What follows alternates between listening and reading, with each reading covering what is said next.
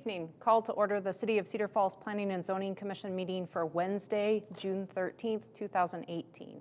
Mr. Sturch, could we have the roll call, please? Atkins. Here. Arnston. Here. Jeruso. Here. Hartley. Holst. Leeper. Here. Oberly. Here. Saul. And Wingert. Here. All right. Thank you. We have a quorum. Move on to approval of the minutes from our May 23rd meeting. If there are any comments or changes to those minutes. Seeing none, all those in favor of approval signify with aye. Aye. Aye. Opposed, nay. Thank you. Our minutes are approved. I'll move that we approve too. Second. Okay, thank you. I missed a week, you know, I'm a little off the game here. At this point, we'll open up the floor to any public comments. And seeing none, we'll move on to our first order of business, which is a public hearing for a rezoning amendment to zoning agreement. Amendment to a zoning agreement, lots 7 and 8, Midway Business Park. The public notice of this hearing was published in the Courier last Wednesday on June 6th. So is there a motion to receive and file that notice of public hearing? So moved. Is there a second? Second. All those in favor of receiving and filing signify with aye. Aye. Opposed, nay. Thank you. We'll go ahead and declare the public hearing open on this item. And Mr. Sturch, if you have information for us. Yeah, thank you, Mrs. Oberly. Yeah, presented this last time at Planning and Zoning Commission, and this case is a project that involves new construction on Green Hill Circle, just off of Green Hill Drive. And I just want to back up to get a quick little history of the property and when the rezoning took place. Basically, it was changed from R1 to R4 back in January 1995, and that was kind of tied into that Midway addition there off of Cedar Heights Drive. So the property owner at the time elected to do an R4 designation for this 9 acre parcel off of Green Hill Road. And at the time, there was kind of concerns from the nearby residents, more of a speculative concerns, probably for increased traffic. Is the road going to go through our neighborhood? So at that time, the owner kind of agreed to say, okay, let's pose some restrictions to this R4 district that basically limits or only allows or permits professional office use only. R4 does allow single family, multifamily, and some limited commercial and office. And at the time, the developer just said, okay, I've got a vision for professional offices. So that's the zoning amendment that goes with the R4 zoning designation. So that was, again, that piece of property there off of Green Hill Road. And as you can see, as this developed over the years since '95, they weren't connected. So we had Midway second edition, which was the little cul-de-sac off of Lovejoy Drive. That came in prior to the Midway Business Park. So theoretically, the traffic concerns and uses were eliminated as those two subdivisions came into play. And so since then, we've had a bank that went into that area off of Green Hill Road, and then more recently, the Community Foundation office came into that area. So what we have now is a development for a senior housing assisted living facility at the northeast corner of that property on those two lots, 7 and 8. And again, just looking at those lots as it relates to Green Hill Circle, this is the site plan that was submitted. It is a single-story dwelling. It has room for 16 residents. This is assisted living, so it's more of a nursing home, nursing care facility. So these people living here won't drive their cars. The cars are there for the visitors and staff workers there. So what they have there designed, it meets the R4 standards. And what we want to do is adjust that original zoning agreement and deed of dedication to allow this type of facility on this property. So with that in mind, we want to recommend approval of that R4 district zoning agreement amendment with some comments, if any, from the Planning and Zoning Commission. And again, we're working with our legal staff to make those revisions, develop an agreement and deed of dedication for the property owner to sign before it goes to council. And is there an applicant who'd like to speak to this item? At this point, we'll open it up to any other public comment. Back to the commission for discussion. Neighbors have been notified. We did notifications prior to the previous meeting and this meeting. No Any comments. No comments. It was just last meeting, I think the neighbors to the east had some concerns about some screening and whether that existing tree stand will be affected on this. And I think it was made, the developers mentioned that minimum trees will be removed, want to kind of keep that tree stand involved there. So that was really all we've heard. Go ahead and, about as quick as we opened it, we'll close the public hearing on this item and commission ask for an action. It seems to me that's consistent with the developments that are around this, and I would move that we approve. There's a motion to approve. Is there a second? Second. Okay, please go ahead and vote.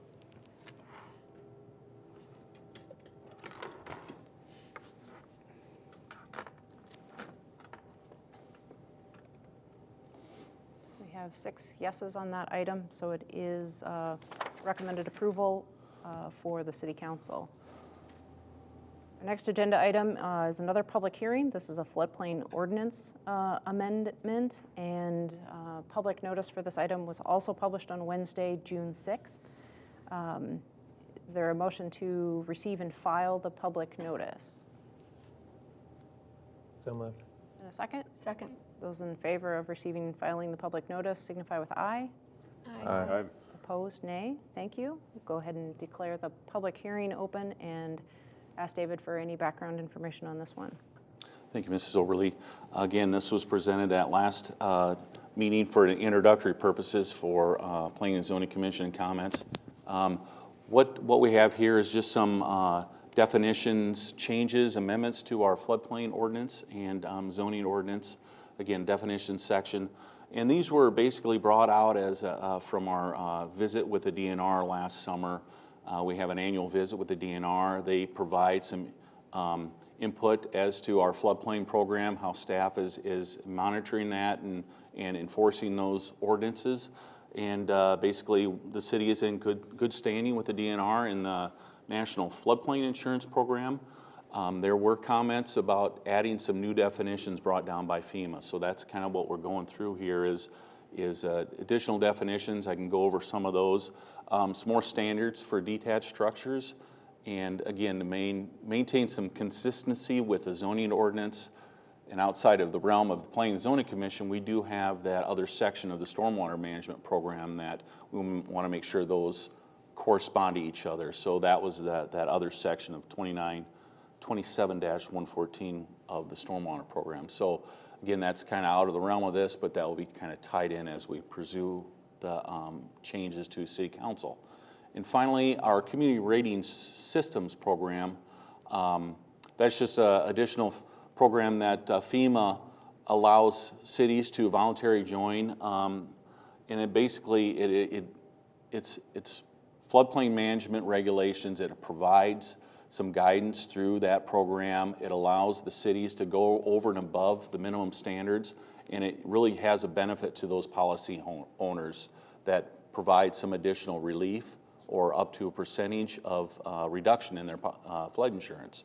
So as part of that program and being in good standings with the National Flood Insurance Program, that's just all part of our process and what staff does with the zoning. But just kind of going through some of those new ordinance and new definitions, just want to list a few of those. A pertinent structure, that's just a FEMA definition to accessory structure. Base flood elevation, that is basically what we look at to determine where that lowest floor is for that house in relation to the ground elevation. So the base flood elevation, according to our code, is the 500-year flood, and then plus that 1 foot protection.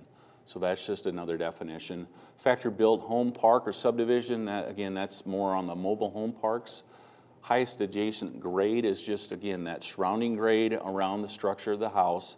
And again, we compare that grade to what the base flood elevation is for that site.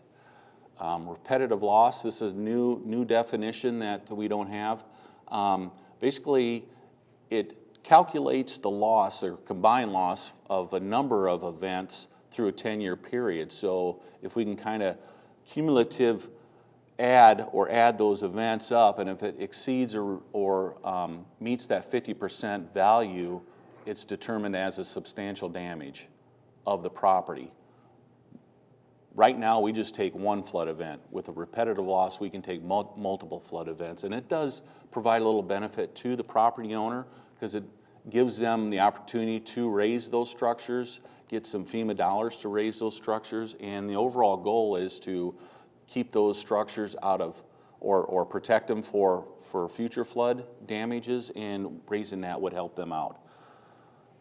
Start of construction this is just a definition that just, as a permit comes in, the description of that project will have to meet the current flood standards and what it says on our current adopted maps, and what those base flood elevations are. Now, if we change the maps and change the base flood elevations, again, the new projects come in, but those initial projects don't have to change. They have to go on the current maps that are adopted. It's just like any other zoning code or building code or housing code. You take the permit out, you have to meet those current standards. And that's what basically what start of construction is it makes reference to those current maps, the current base flood elevation marks.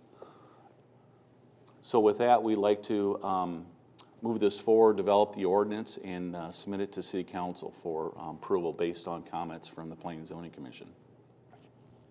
Invite any public comment on this item? Seeing none, we'll go ahead and close the public hearing and bring it back to Commission for discussion, questions of staff.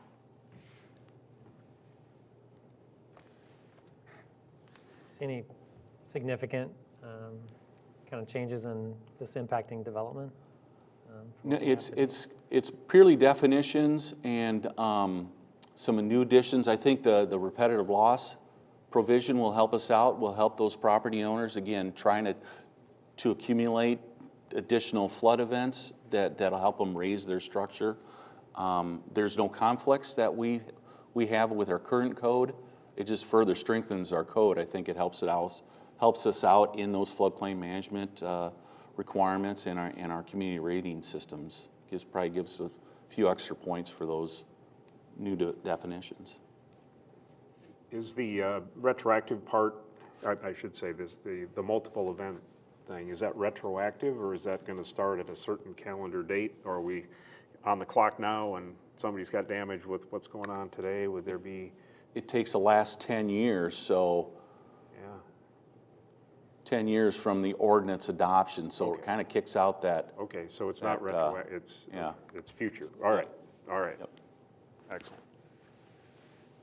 Thank you.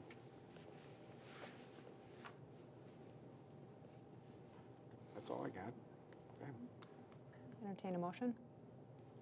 I would move that you approve. There's a motion to approve. Is there a second? I'll second. Motion and a second. Please go ahead and vote.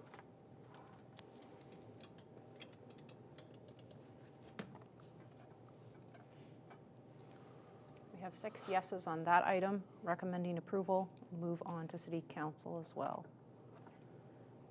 Those conclude our public hearing items. We have one new business agenda item. This is the downtown facade review of 120 Main Street. And Ms. Lehman, if you would introduce this item, please. Thank you. So the owner of 120 Main Street is requesting a site plan review for his tenant, the Runner's Flat, within the building. The proposed improvements to the building will be to the storefront, and as such trigger the review requirements of a code and have to go through Planning and Zoning and City Council. Since it's located in the Central Business District. The boundary of the Central Business District is shown here in this map in orange, and the property in question is highlighted in blue. It's a little bit smaller, but just here off the side of First Street. So the applicant is proposing to paint the top half of the facade black and then remove the existing gooseneck lighting and then take off, repaint the signage and put it back on the same location. So that would be the wall signage and the projecting signage that's on the facade. There is an image here on the slide showing what it looks like now, as well as what it would look like if completed. And only the areas shown here, so the top band, will be painted. The rest of the building will remain the same, and colors won't change. The proposed color black is complementary to the storefront's design and consistent with the other colors within the district. And the replacement of the signage in the same location poses no concerns to staff and meets the signage requirements as well. So in that sense, everything that's proposed does meet the code requirements of the Central Business District overlay.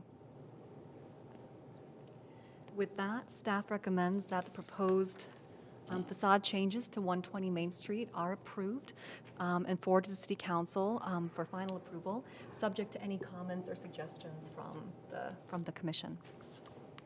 Is there anyone present who'd like to speak to this item? Commission? I think it looks nice. I like the change. So do I. Looks good. Yeah, definitely a nice improvement. Make a motion to approve. Motion to approve, is there a second? There's a motion and a second. Please go ahead and register your votes.